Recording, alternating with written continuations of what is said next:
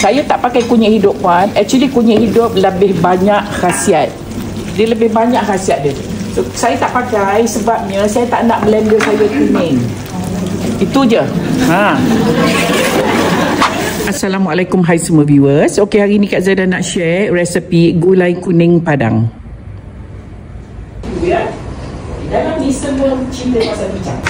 Okey, kita nak tumis, panaskan minyak di kuali ni. Saya nak tumis semua ni, daun-daun ni. Dia akan memberikan wangi pada lauk kita, iaitu serai.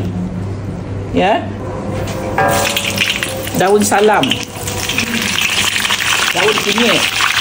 Daun limau dan lada merah. Kita tumis sampai dia naik bau. Dia dah keluar bau ni, nampak? Kemudian kita masuk 3 sekawan.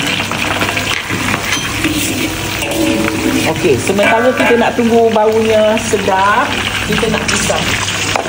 Okey, kita nak kisar ni.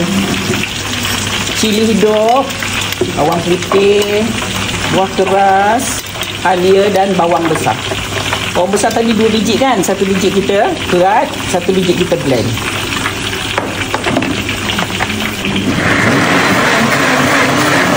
Dah berbau wangi, kita nak tumis bahan-bahan yang kita kisar ni tadi, ya.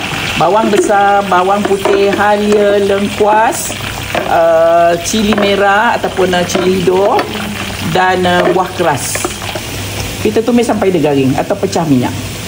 Kalau lada merah tak, you kena pastikan dia masak betul dia puan. Takut nanti makan sakit perut sekarang. Kita tunggu sikit lagi. Okey, Kak Zaida kecilkan api.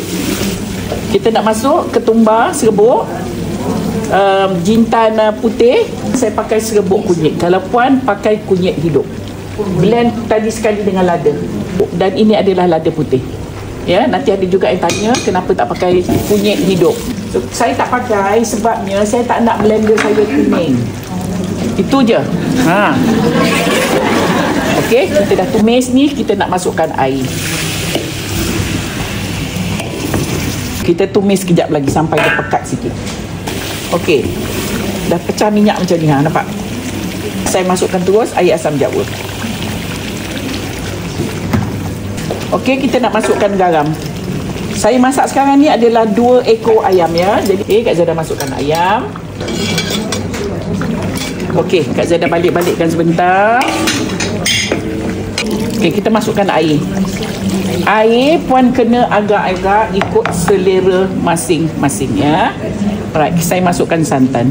Lauk ni dia bersantan dan dia lemak santan. Puan tak suka banyak santan, terpulang, letak sikit saja. Kalau suka santan banyak, ikut 200 ml. Kita balik-balik dulu. Ya. Okey, kita nak masukkan semua bawang besar yang kita dah iris dan juga kacang panjang. Okey, kita tunggu dia mendidih. Alright, Kak Zaida nak tabur sedikit daun kunyit yang kita dah iris.